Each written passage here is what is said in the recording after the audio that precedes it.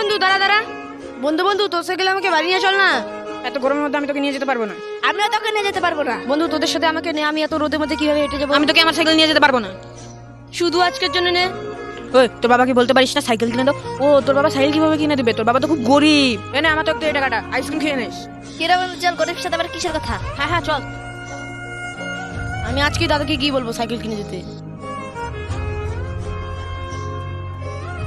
দাদা কি রে ভাই, তুই তো তাড়াতাড়ি স্কুল থেকে চলে আসলি। আমাকে একটা সাইকেল কিনে দাও, নাহলে কাল থেকে স্কুল যাবো না। এখন ভাই তোকে আমি কি করে সাইকেল কিনে দিব? এখন আমার কাছে কোনো টাকা নেই। শুভ, তোর ভাই সাইকেল চাইলো, আমি বুঝতে পেরেছি আসলে তো তোর কাছে টাকা নেই। এক কাজ কর, আমার কাছে একটা সাইকেল আছে, এই সাইকেলটা এনে তোর ভাইকে দে, তোর ভাই অনেক খুশি হবে। এক বন্ধু তোর মতো আমার দাদা আমাকে সাইকেল কিনে দিয়েছে।